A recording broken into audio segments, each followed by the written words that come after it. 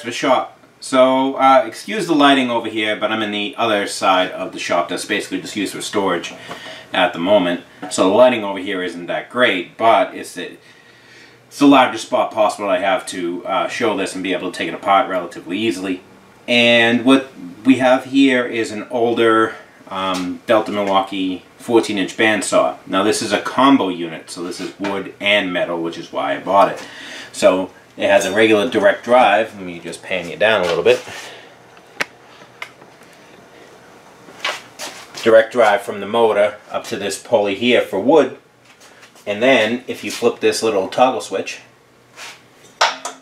it engages a second pulley here, and that is gear reduction for metal cutting. Now it's in pretty good shape, besides the color is pretty terrible. It's red. That's got to go bye-bye. And it needs a couple of things. So this pulley is here, this main pulley is a replacement, and it's not very true. It's got the weebly wobbles, so simple fix, no big deal. There is no belt guard, as that was an option on these. I'll see if I can source one, see what the prices are, go from there. This main bearing is a little more noisier than I would want it to be, but it's not too bad. When we tear into it, we can look on there.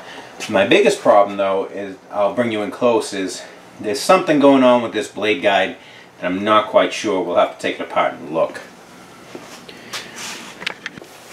Okay, so here we got the blade guide assembly here. Zoom in just a hair. And what I'm looking at is this piece of metal that's bent and up and around in what looks like possibly a crack right there. So let's get this apart. That's just hand tight. That holds the little rub blocks in. Yeah, I think this was cracked at some point. Somebody put this in. I don't know why that's in at a angle like that, but we'll figure this out.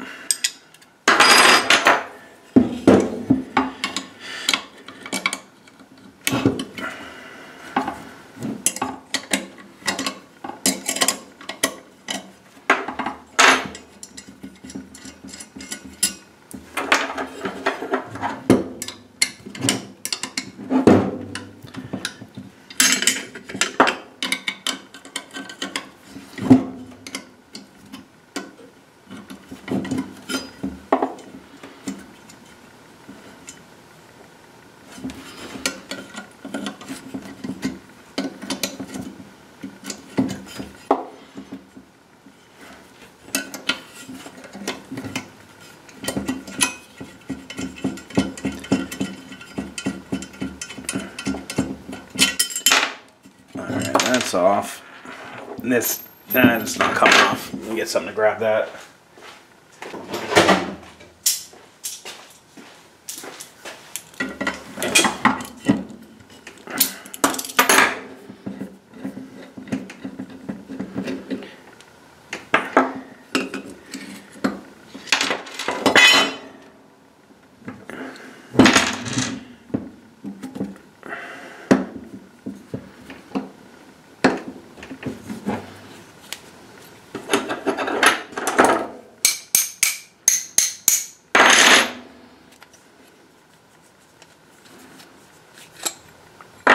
Yeah, I think that's exactly what happened.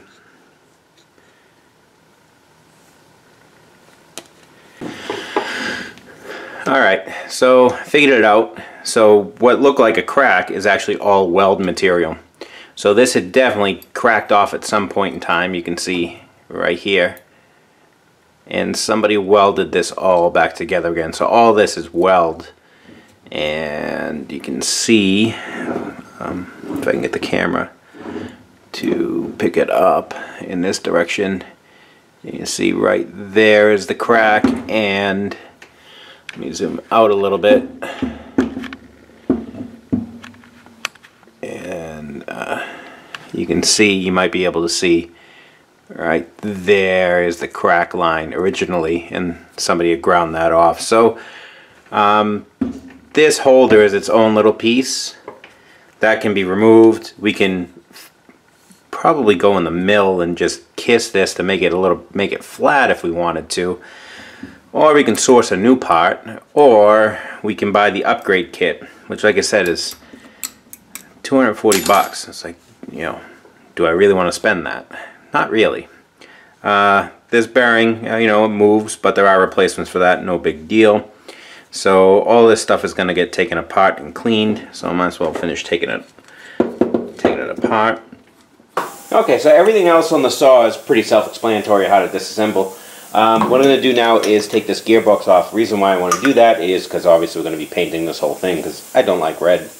And also, you can see we got some leaking going on here, so I'm assuming there's a gasket here that's either not present or should be there, or it's just leaking. So I emptied all of the oil out and put a bunch of stuff in the sonic cleaner. That's what you hear behind you. And these, I already cracked all these loose, so it's just 7/16 little nuts here, or bolts rather. So we're going to see what's behind here. Now I haven't touched any of the bearings on this or anything. All I've done is just take everything apart. The only bearing I actually pressed out was the one that was on the idler shaft up top, which is, again, pretty self-explanatory. So all that I want to see is, what I should do actually is put on some gloves. That would be the smart thing to do. So let me actually get some. There we go. It's more like it. Also, the oil that I took out of here looked like a mixed match of two different types of some sort of gear oil, because one was reddish and the other one was really black, and there was some black goop at the bottom too. So hopefully they didn't use anything that harms brass or bronze gears, because I hope there isn't any in here, but we'll find out.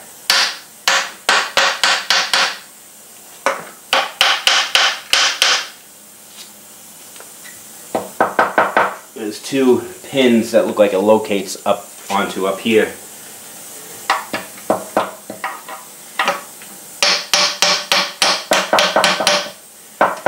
Let's see if I can get a screwdriver. Okay, I was able to actually figure it out. I had to take out these two alignment pins here, and now it should.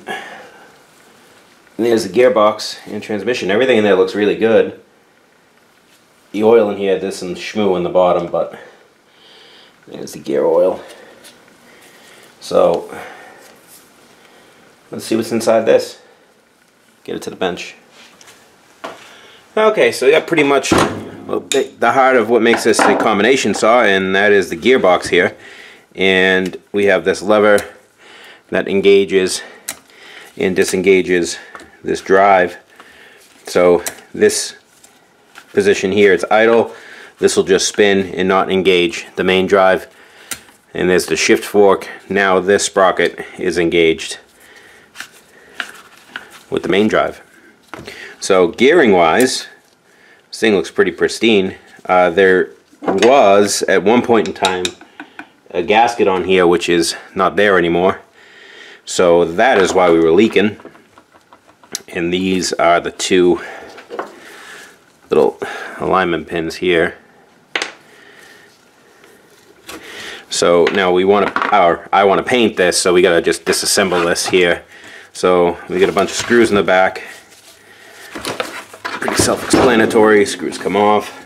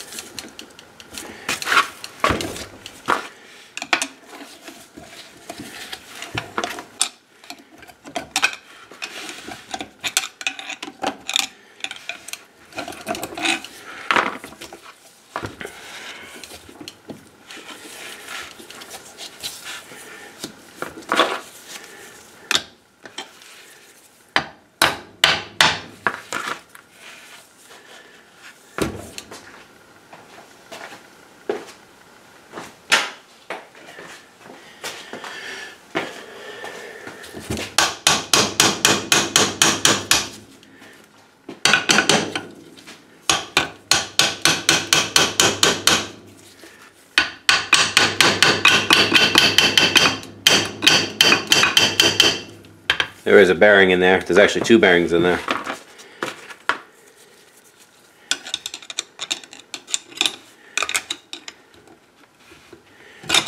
Not really in there that tight.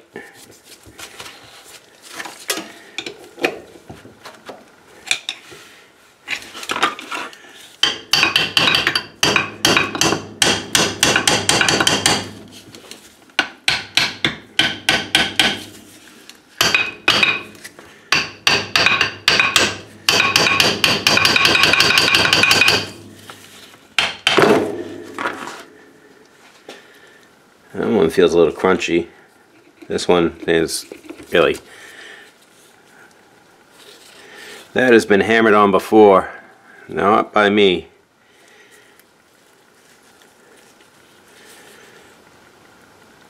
And there are numbers on it. ND, new departure bearing. Extended in the race. New departure bearings. You can get them. They're not made anymore. So I have to see if we can get an equivalent. Same thing with this. They look like they match. They look like they're the same. But somebody's definitely been banging on this one. You know, that's exactly how they did it. Doing this. Bent that cage, or that seal.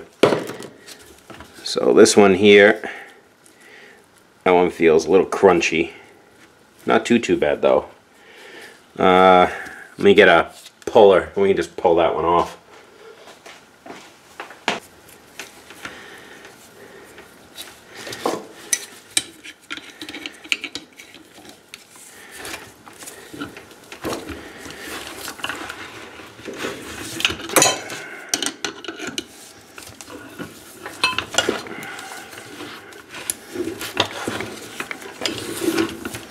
Yeah, it's coming right off.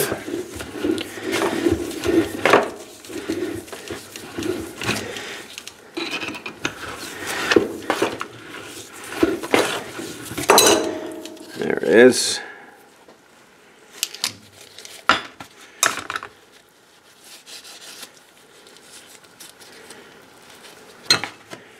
Yeah, those match. I mean, worst case scenario, this one actually doesn't feel that bad, even though it's got that squish in it. This one feels a little crispy. I mean, worst case scenario, these are floating in a bath of oil. I could probably clean them out. This has some corrosion on it, but we'll see if we can match those with something. So now,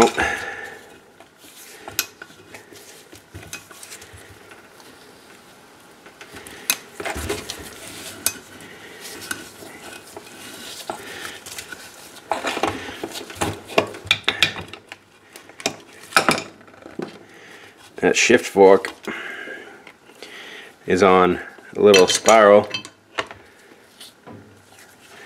gear, and what's holding that in is a collar.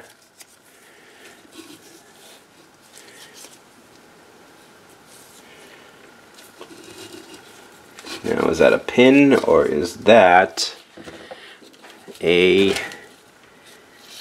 set screw? Looks like it might be a pin. Yeah, it's a pin. It's a taper pin probably. This side's smaller, so it gets driven out down that way.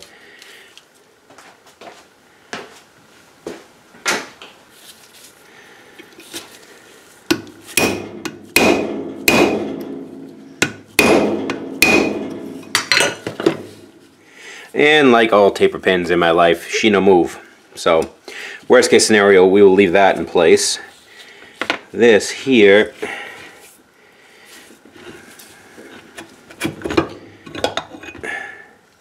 that's on another bearing. This one feels fine though. We'll see how hard it is to find some new ones. We're in here anyway, right? Might as well replace them. And this is probably on a seal. And bearing, there you go. Actually, there is no seal to that, it's just on a bearing. Or is that a seal in there? No, there is a seal in there. That could be a leak point too. There's a seal in the bottom there, so we'll see if we can get some numbers off of that and replace that while we're in here. gear oil. And it's got some flex in it, but not too bad. Alright, we'll clean all this up, see if we can get some numbers off these bearings. I didn't even realize it when I took it apart, but obviously this shift fork somebody had repaired. It works fine, it's just a little ugly, so I think we're just going to leave that alone. Obviously, unless I can find one somewhere. Probably doubt it, but it'll work for now.